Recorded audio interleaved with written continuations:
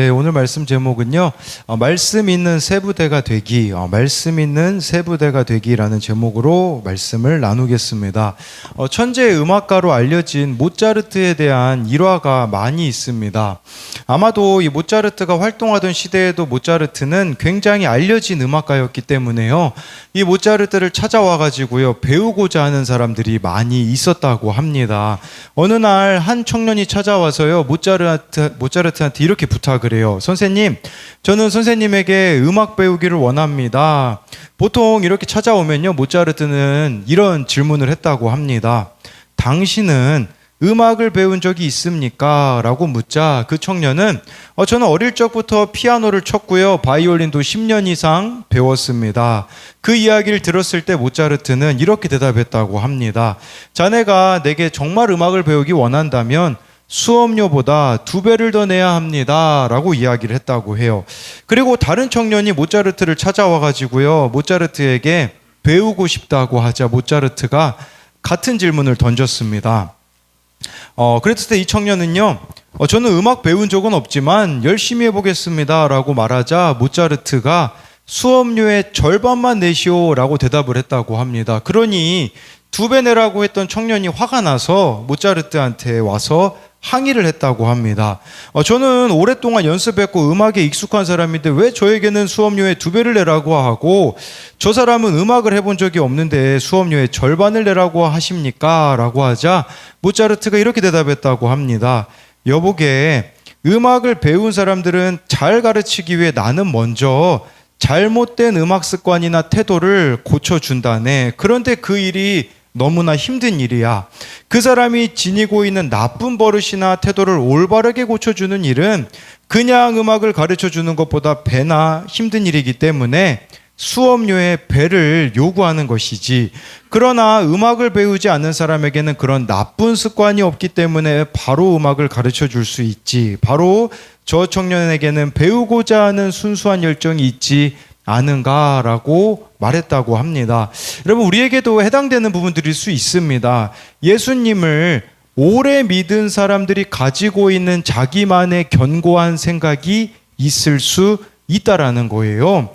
자신만의 신앙의 옳고 그름을 가지고 판단하는 자가 되기가 쉽다라는 거죠. 그만큼 오래 신앙생활하는 사람들이요, 깨뜨려지기가 정말 어렵습니다. 제가 주변 분들에게 우리들 교회 목회자 세미나를 이제 좀 같이 가셨으면 좋겠다라고 그렇게 홍보를 많이 하거든요. 네, 그런데 듣는 분들이 거의 없어요. 제가 아시는 분에게 어제 전화가 왔어요. 그 목사님도 주변 분들에게 그렇게 이 목회자 세미나 다녀오시면 정말 달라질 수 있다라고 그렇게 이야기하는데요, 그렇게 가려고 하시는 분들이 많지 않다라고 하더라고요. 오죽하면 그런 말이 있겠습니까? 여러분, 초등학교 선생님이요, 제일 기피하는 학부모가 목회자라는 말이 있어요. 왜냐하면 들으려고 하지 않는다라는 거겠죠. 근데 이게 목회자에게만 해당되겠습니까? 우리들이 얼마나 자기 확신과 자기 의로 가득 차 있어서 자신이 하나님보다, 예수님보다 옳다고 여기는 경우들이 너무나 많다라는 것이에요. 제가 이렇게 말씀을 시작하는 이유는 오늘 말씀에 나와 있는 세례 요한의 제자들이 그러하였기 때문에 우리에게도 이렇게 경직되어 있는 부분들이 있지 않는가, 정말 다른 사람들의 말을 듣지 않으려는 그런 내 안에 이런 견고한 자기만의 생각이 있지는 않는가를 돌아봐야 된다라는 것이에요. 그래서 저와 여러분들이 말씀이 있는 새 부대가 되어야 되는데요, 첫 번째로요, 말씀이 있는 새 부대는 어찌하여를 남발하지 않습니다. 우리 14절 말씀을 같이 읽도록 하겠습니다. 시작. 그때에 요한의 제자들이 예수께 금식하는데 어찌하여 당신의 제자들은 금식하지 아니하나이까? 세례 요한의 제자들이 예수님께 나와왔습니다. 따지러 왔어요. 네, 왜 따지러 왔냐면요, 세례 요한이 아마 이때쯤이면 잡혔을 거라고도 추정을 합니다. 세례 요한이 잡혔거나 아니면 세례 요한이 가르쳐 준 게 있었을 거예요. 그것은 금식에 대해서 가르쳐 줬을 것이고, 만약에 세례 요한이 이때 잡혀 있을 때라면 그 세례 요한이 풀려나기를 위해서 제자들이 금식했을지도, 세례 요한의 제자들이 금식했을지도 모른다라는 것이에요. 그러면서 뭐라고 이야기하냐? 우리와 바리새인들은 금식하는데 세례 요한의 제자들과 바리새인들, 이 세례 요한의 제자들은요, 바리새인과 자신들을 동일시했다라는 것이에요. 네, 여기 보니까 우리와 바리새인들이라고 말했다라는 거. 그렇다면 세례 요한의 제자들과 바리새인들의 공통점이 무엇이 있을까요? 물론 금식했다라는 공통점도 있을 거예요. 바리새인들은요, 일주일에 이틀을 금식했다고 합니다. 대단하죠. 일주일에 이틀이면. 안 그래도 한 끼에 두 끼밖에 못 먹었던 시대인데 이틀을 일주일마다 금식했다라는 것은 엄청난 거죠.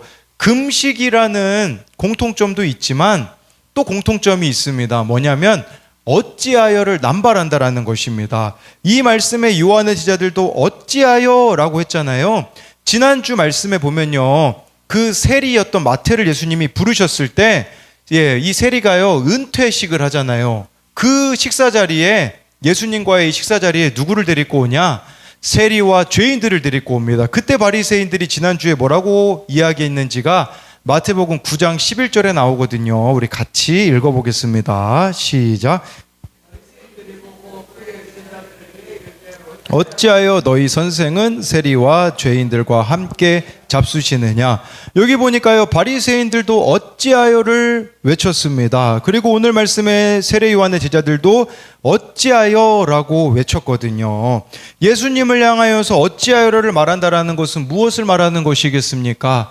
내가 예수님보다 옳다라는 것입니다. 자기 생각과 자기 확신과 자기 의로움으로 있어서요, 꽉 차 있기 때문에 예수님의 가르침이 들어가기가 너무나 어렵다라는 것이죠. 예수님께서 금식 안 하고 계시면요, 이유가 있을 거예요. 그런데 예수님보다 내가 더 옳기 때문에, 아니 예수님, 당신 제자들은 왜 금식 안 합니까? 이렇게 예수님보다 자기가 앞서서 예수님을 틀렸다라고 말한다고 볼 수가 있는 것이겠죠. 알아야 하는 것은 그만큼 자신의 모습을 못 보고 있다라는 것이에요. 여러분, 신앙의 행위들이요, 금식 좋은 겁니다. 근데 문제는 나는 금식하는데 다른 사람이 금식 안 하는 게 불편하다. 그것은 잘못되었다라는 것이에요. 세례 요한의 제자들이 하는 금식은 좋은 거예요. 그런데 예수님의 제자들이 안 하는 것으로 인하여서 판단하게 된다면, 정죄하게 된다면 그것은 잘못된 금식이라는 겁니다. 예전에 이찬수 목사님이요, 새벽 기도를 안 빠지는 권사님이 계셨대요. 그런데 그 새벽 기도를 안 빠지는 권사님이요, 항상 화가 나 계시더래요. 왜 화가 나 있냐면 다른 새벽 기도 안 나오는 권사님들이 불편했기 때문에 항상 화가 나 있었다고 하더라고요. 그래서 이찬수 목사님이 뭐라고 권면을 해주었냐? 그 새벽 기도 안 빠지는 권사님에게 가서 이렇게 이야기해 줬다고 합니다. 권사님도 새벽 기도 안 나오셨으면 좋겠어요. 이렇게 이야기를 했대요. 그렇게 새벽 기도 나오는 걸 가지고 다른 사람을 불편해 한다면 차라리 권사님도 새벽 기도 안 나오셔서 화를 안 내셨으면 좋겠습니다 라고 권면했다라는 것이죠. 저는 우리 성도님들이 다 큐티를 하셨으면 좋겠어요. 지금 소리사모가 지금 셋째를 임신했잖아요. 태명이요, 큐티예요, 큐티. 여러분들이 정말 큐티했으면 좋겠다라는 마음도 있고요, 뭐 귀엽다라는 의미도 있거든요. 그런데요, 이 큐티를 제가 하는 것을 원하지만 이것을 안 하시는 분들을 가지고서는 왜 안 하느냐라고 하면서 정죄하고 판단한다면 이 큐티는 잘못된 것이라는 것을 보여주는 것이에요. 저도 처음에는 이게 솔직히 잘 안 됐어요. 큐티 안 하시는 분들이 저에게는 불편함으로 다가왔거든요. 근데 이렇게 가게 되어지면요, 여러분, 무엇을 잃어버리는 줄 아십니까? 사람을 잃어버리게 되어져요. 내가 기도하고 말씀 보는데요, 사람을 잃어버린다면 그것은 하나님이 기뻐하시는 뜻이 아니라는 것이에요. 제일 어려운 말이 있어요. 그게 뭐냐면 죄는 미워하되 사람은 미워하지 말라는 말이 있습니다. 그런데 죄도 믿고 사람도 미워지는 경우가 우리들에게 얼마나 많이 있는지 모릅니다. 저에게 있어서는 큐티를 하지만 하지 않으시는 분들에 대한 불편함이 있다면 잘못된 것이겠죠. 그러면 제가 해야 되는 게 뭐가 있겠습니까? 제가 할 수 있는 나눔을 올리고 언젠가는 그렇게 말씀 앞에 서게 되어지지 않을까 기도하며 인내해 가는 것이 필요하다라는 것을 말씀을 드리는 것이에요. 그래서 이것에 대한 적용 질문도요. 예수님보다 내가 옳다고 여기기에 어찌하여를 남발하며 다른 사람들을 판단하고 정죄하고 있지는 않습니까? 죄보다 사람을 더 미워하고 있지는 않습니까? 내가 옳고 그가 틀렸기에 여전히 용서가 안 되는 사람은 누구입니까? 여러분, 사람들이 얼마나 자기 옳고 그름이 강한지 몰라요. 탕수육을 먹는 데도 있잖아요. 싸운다고 하잖아요. 부먹하고 찍먹이 있대요. 부어서 그 소스를 탕수육에 부어 먹는 사람이 있는가 하면 어떤 사람은 그 소스에 찍어 먹는 사람이 있다고 하더라고요. 여러분, 우리는 그냥 처먹이 되면 돼요. 그냥 탕수육 잘 먹기만 하면 되지. 그거 뭐 붓는 게 뭐가 중요하겠습니까? 근데 우리 그리스도인들이 이런 관점이 있다라는 거죠. 자꾸 방식을 가지고서는 난 이 방식으로 가야 맞는데 왜 저 방식으로 할까? 그게 아니라 그저 우리가 주님 안에서 이 불편해하지 않을 수 있는 그런 사람들이 되면 참 좋겠다는 것이죠. 두 번째로요, 말씀이 있는 새 부대는 어떤 인생도 품어냅니다. 우리 15절부터 17절까지를 같이 읽도록 하겠습니다. 시작. 예수께서 그들에게 이르시되 혼인집 손님들이 신랑과 함께 있을 동안에 슬퍼할 수 있느냐? 그러나 신랑을 빼앗길 날이 이르리니 그때에는 금식할 것이니라. 생배 조각을 낡은 옷에 붙이는 자가 없나니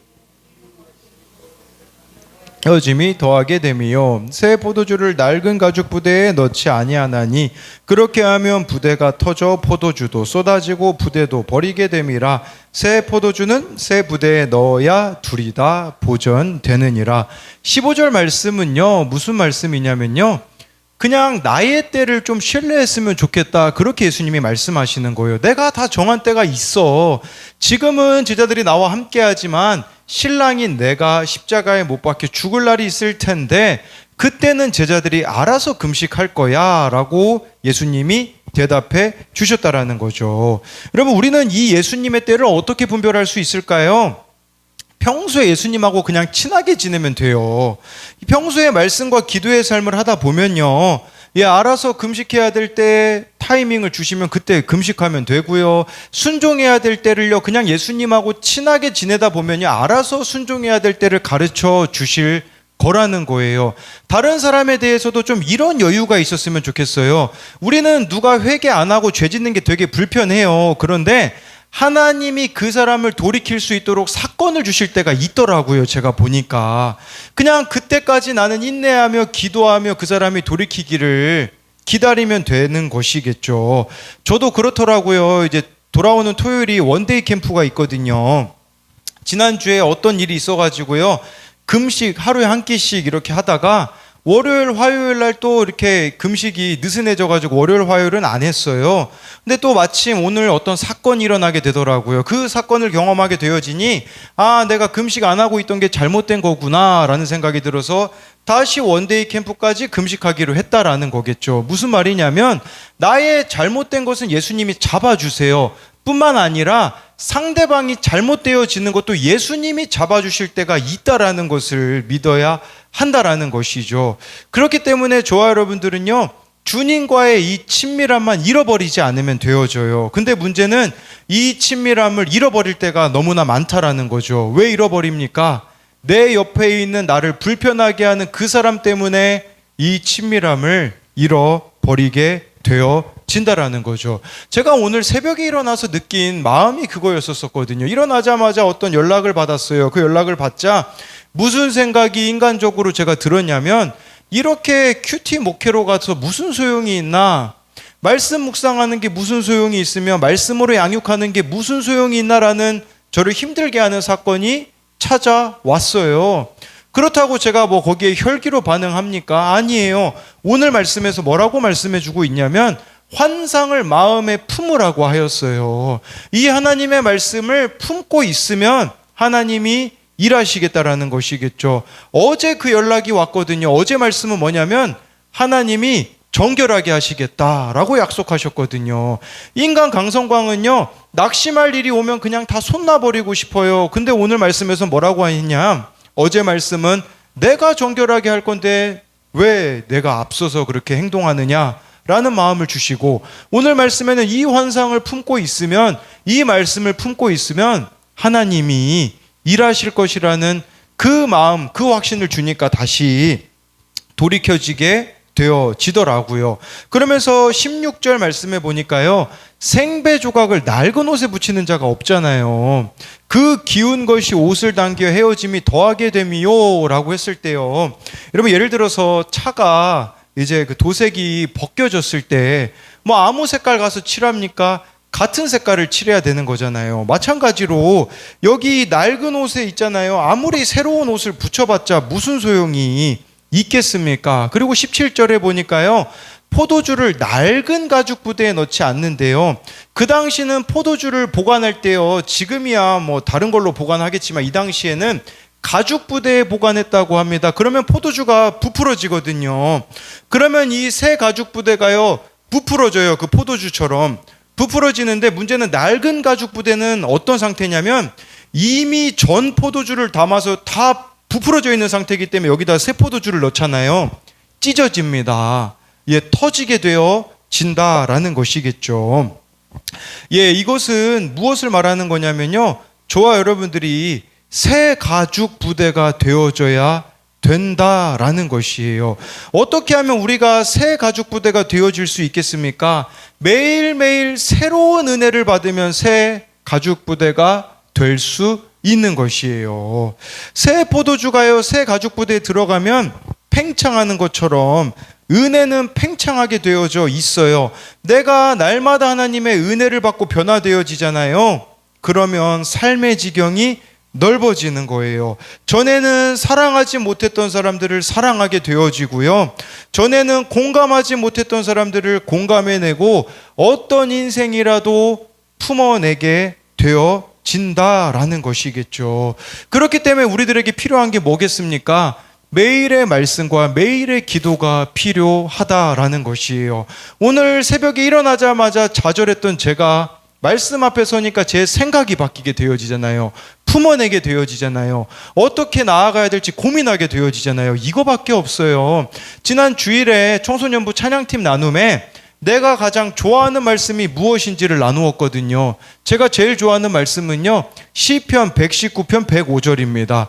주의 말씀은 내 발의 등이요 내 길의 빛이니이다. 이 말씀의 의미는 뭐냐면요, 하나님의 말씀은요 내 발의 등이래요. 발. 예, 이 발이라는 단어가요, 원어로 보면요 한 걸음이라는 뜻이에요.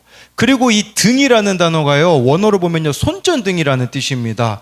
무슨 말이냐면요, 하나님의 말씀은요 한 걸음만 인도한다라는 것이에요. 저라는 사람은요 매일 낙심할 수밖에 없는 사람이에요. 근데 왜 매일 낙심 안 하는 줄 아십니까? 누가 미워도요 하루가 안 넘어가요. 이건 제가 그냥 하는 말이 아니에요.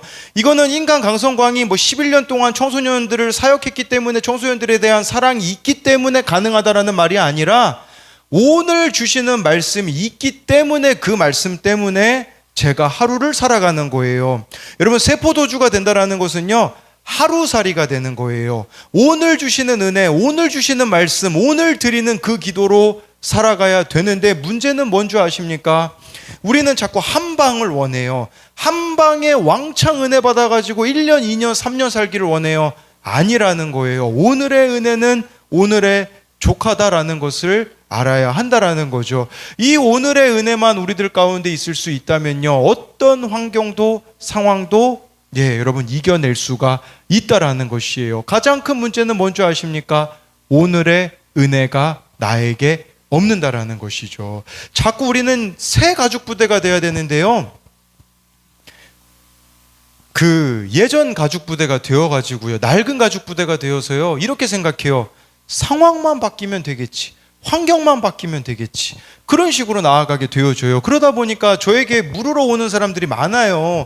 그러면 저는 방법을 가르쳐 주거든요. 근데 그 방법대로 실제로 살아가는 사람이 있을까요? 거의 없어요. 왜 그런 줄 아세요?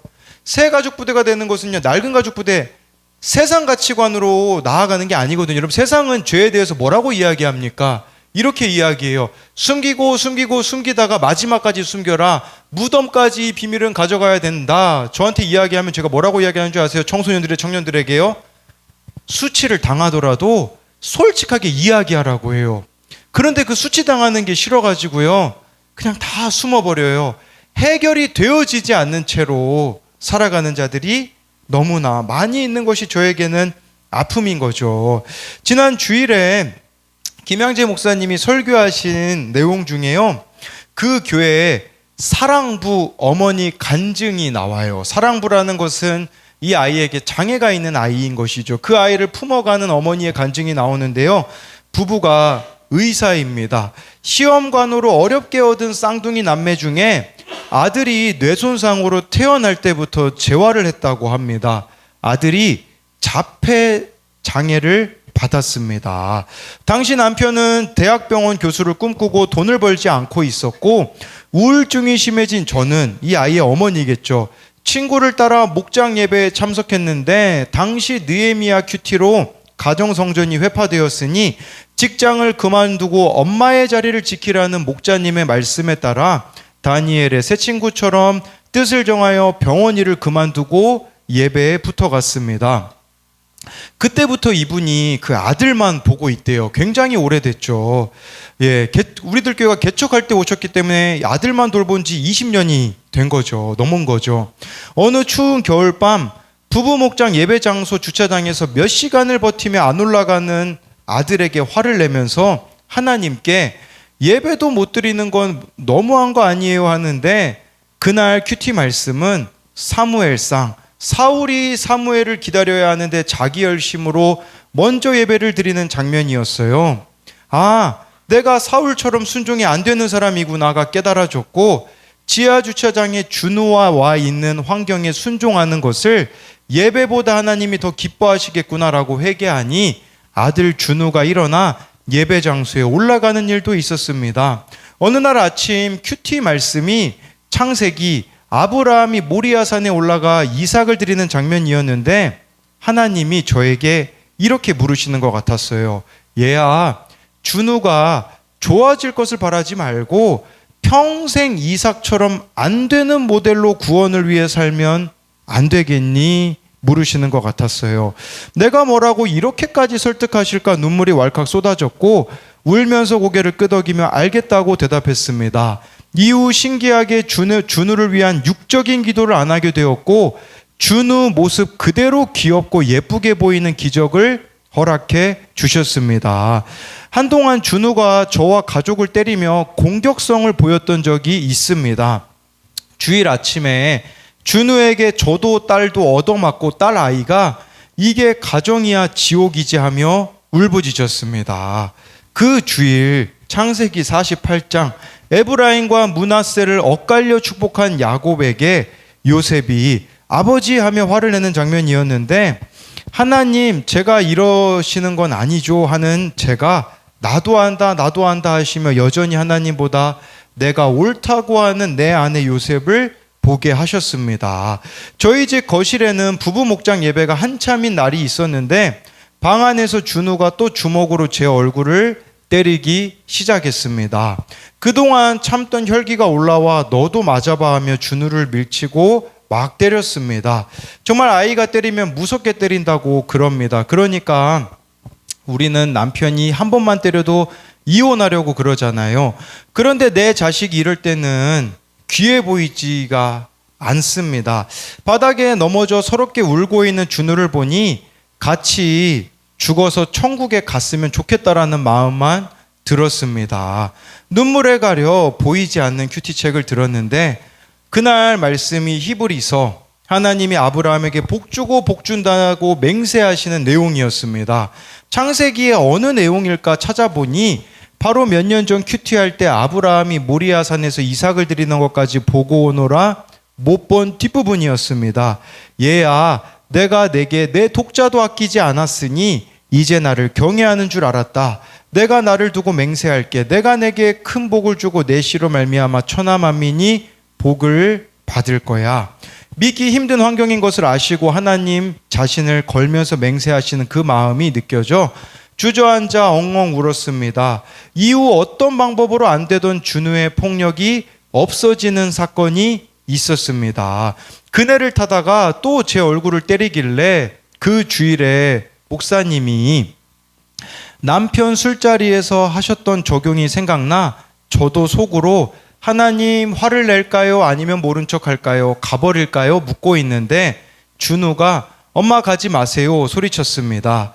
준우가 때릴 때마다 즉시 남편이 힘으로 준우를 잡고 저는 도망가 버렸는데 엄마가 도망가 버리는 것이 준우에게는 불안했던 것입니다. 그래서 준우에게 이렇게 이야기했습니다. 준우가 때리면 엄마가 미워하고 가버려서 불안했어.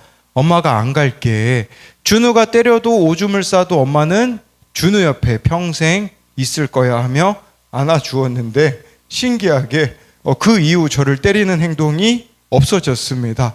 준우는 여전히 자기 머리를 때리며 자해를 하고 준우 누나는 불안증으로 정신과 약을 먹고 있습니다.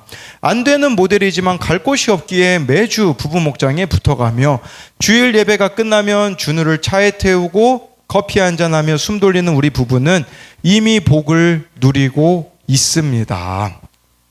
그러면서 정말 달라진 게 없지 않습니까? 달라진 게 없지만 하나님의 오르심이 인정이 되었다라는 것이에요. 저와 여러분들이 이 어찌하여를 그쳤으면 좋겠어요. 이 어찌하여를 그친다라는 게 무슨 말이겠습니까? 어떤 상황에서도 그냥 하나님의 오르심을 인정하는 거예요. 그렇게 되어지면 해결될 수 있어요. 여러분 여기 나와 있는 그래도 이 세례 요한의 제자들의 귀한 점이 뭔지 아십니까? 예수님께 물으러 왔다라는 거예요. 이거예요, 여러분. 여러분 정말 억울한 일 있으면요, 좀 하나님께 와서 물어보세요. 저는 이분의 귀한 점은요, 매일 말씀에 물어갔다라는 거예요. 저도요, 날마다 낙심한다니까. 여러분 날마다 제가 여기서 다 이야기 못 드려요. 제가 앞에서 여러분들에게 이야기 드리는 거는 진짜 빙산의 일각이에요. 진짜 말 못하게 속썩이는 것들 이만큼 있거든요. 그런 이야기들 저도 말 못하죠. 말 못하지만 속 썩어 들어가죠. 그런데 제가 왜 지금 이렇게 어떻게 살아갈 수 있겠어요? 매일매일. 제가 왜 우울증 안 걸리며 살아갈 수 있으며 왜 공황장애 안 걸리며 살아갈 수 있겠어요? 왜 제가 도망 안 가겠어요? 다른 거 아니에요. 그날 말씀에 물어보는 거예요. 오늘 말씀에서 뭐라고 했지? 오늘 말씀에서 이 환상을 마음에 하나님이 간직하라고 했지. 그리고 저는 오늘 말씀에서 위로가 되었던 게 뭔지 아십니까? 정말 다니엘이 환상 중에 가브리엘 앞에서요 엎드려 죽은 자같이 되었어요. 이것은 다니엘이 현실이 죽을 것 같았다라는 뜻이에요. 무능력하고 무기력하고 내가 서 있는 그 자리를 믿음으로 살아가기가 너무 힘든 거예요. 그러니 가브리엘이 어떻게 해줬습니까? 다시 다니엘을 일어나 세워줬다라는 내용이 나오는데 얼마나 저에게 큰 위로가 되었는지 몰라요. 아침에 일어났을 때만 해도 하나님 왜 이렇게 이 애들은 저를 속썩일까요? 왜 제 마음을 이렇게 힘들게 하고 왜 이렇게 많이 저를 배신하고 아프게 할까요? 꼴도 보기 싫어요 하나님 솔직히. 근데 오늘 말씀에서 하나님이 저를 일으켜 주시니 하나님 저 다시 일어나서 가서 만나볼게요. 이야기 나눠볼게요. 어떻게 살릴지 해볼게요가 되어지더라고요. 이게 여러분 새 가죽 부대의 삶이에요. 낡은 가죽 부대는요 내 방식대로만 생각하는 겁니다. 내 생각대로만 그냥 답을 내려버리는 거예요. 그러나 새 가죽 부대라는 것은 예수님께 와서 묻는 거예요. 정말 그날 말씀에서 뭐라고 했는지 그 말씀대로만 반응하며 나아가는 자가 저와 여러분들이 되어줘야 되는 거죠. 이 방식대로 사도 바울이 살았기 때문에 나는 날마다 죽노라 라고 사도 바울이 고백하지 않았겠습니까? 날마다 사도 바울이 왜 죽습니까? 내 자아가 죽어야 되는 거예요. 왜냐하면 미워할 사람 투성이거든요. 돌 던지는 사람 투성이고 욕하는 사람 투성인데 사도 바울이 무슨 재주로 그 사람들 안 미워할 수 있겠습니까? 나는 날마다 십자가에서 죽노라 이잖아요. 그러다 보니까 새 가죽 부대가 되어서 정말 사랑할 수 없는 사람들을 사랑해내는 것이 아니겠습니까? 그래서요 이것에 대한 적용 질문으로는요, 각종 중독과 죄에서 헤어나지 못하는 변화되어야 할 가족이 있습니까? 그들이 변하기를 원한다고 하면서 나의 낡은 집착과 편견을 갖다 붙이며 찢어지게 하지는 않습니까? 내가 세부대가 되어 다른 가치관과 다른 태도를 가지는 것이 가장 빠른 변화의 길임을 알고 있습니까? 네, 이 부분들을 우리가 생각해 봐야 되는데요. 한 가지 이야기만 드리고 마치려고 합니다. 제가 이것은 구역 예배 때도 나눴고 구역장님들 모임에서도 나눴던 이야기인데요. 네, 제가 지난주에 그 매국노에 대한 영상을 찾아봤어요. 이 매국노와 그의 후손들이 어떻게 살고 있는지를 어느 분이 나와서 강의를 해주시더라고요. 이 매국노 중에요, 일본에게 사람을 고문하는 방법을 개발해가지고 가르쳐 준 사람이 있었다고 해요. 얼마나 끔찍해요. 그러다 보니까 승진이 빨랐어요. 거의 뭐 경찰서장까지 올라가는, 조선인인데 그 정도 올라가는 게 이게 엄청난 거잖아요. 근데 이 사람이 어떻게 하는 줄 아세요? 이제 그 일본이 망하고 나니까요, 그 뒤로는 마치 뭐 광복군처럼 이렇게 활동해가지고요, 독립운동하던 사람을 또 막 잡아 집어넣는, 그렇게 태도의 변화가 전혀 없는 사람들도 있더라고요. 그런데 그 중에요, 명성황후를 시해하는 데 도움을 줬던 우범선이라는 사람이 있어요. 이 사람이 얼마나 끔찍하냐, 명성황후 시체에다가 또 끔찍한 일까지 저지른 사람이거든요. 일본이 망하니 일본으로 두려움 가운데 망명을 갔다고 해요. 거기서 조선인 자객에 의하여서 죽게 되어지거든요. 그 사이에서 일본인과 이 우범선 사이에서 태어난 사람이 있어요. 그 아들은요, 태어나서요, 아버지의 이 과오를 씻겠다고요, 한국으로 들어오게 되어져요. 한국에 들어와서 이 아버지가 저지른 일들을요, 솔직하게 자기가 죗값을 치러요. 이 사람이 누구냐면 우장춘 박사예요. 씨 없는 그 수박을 개발한 사람이고 농업의 발전을 이룬 분이죠. 근데 이분이요, 그렇게 돼가지고 나중에 우리나라에서 상을 받거든요. 울면서 뭐라고 이 사람이 고백한 줄 아세요? 조국이 나를 인정했다라고 이야기했다고 하더라고요. 이분과 더불어 제가 떠올랐던 분은 누구냐면 한경직 목사님이 떠올랐어요. 한경직 목사님은 어떻게 했습니까? 정말 그 템플턴상 받을 때 1992년으로 기억해요. 이분이요, 그 영광스러운 종교인으로서는 노벨상이라고 해당되어지는 그 템플턴상을 받을 때 한경직 목사님이요, 나는 신사참배한 죄인입니다라고 고백하지 않았습니까? 여러분, 이게 세부대의 삶이에요. 회개하는 삶을 살아가는 거거든요. 저는 이런 거 볼 때마다 유다가 떠올라요. 이 유다가, 그 야곱의 넷째 아들 유다가 자기가 죄인이라는 거 고백하기가 얼마나 어려웠을까. 시아버지인 유다가 며느리 다말 통해서 여러분 아들을, 쌍둥이를 낳잖아요. 쌍둥이를 낳고서는 다시 아버지한테 돌아가요. 평생 유다는 수치당했을 거예요. 저 자녀 어떻게 태어난 거예요? 물어보면 자기의 부끄러운 다 과거를 이야기했을 것이죠. 평생 그는 겸손하게 살아갈 수밖에 없었을 거예요. 예수님이 누구의 후손에서 오십니까? 유다의 후손에서 오시잖아요. 정말 우리가 죄가 있으면요, 대가를 치르셔야 돼요. 드러내셔야 돼요. 그래야 주님이 고치실 수 있는데 우리는 주님이 손도 못 대게 만들어요. 여러분, 누군가에게 내가 상처 잘 받는 영역이 있잖아요. 거기에 한번 깊이 보세요. 드러내지 않는 나의 어떤 죄악됨이 있을 거예요. 드러내기 싫으니 상처받는 것으로 포장해버릴 수가 있는데, 정말 주님 앞에 나의 이런 상처들, 부끄러움들을 드러냄으로써 새 부대가 되어지는 저와 여러분들이 되기를 소망합니다.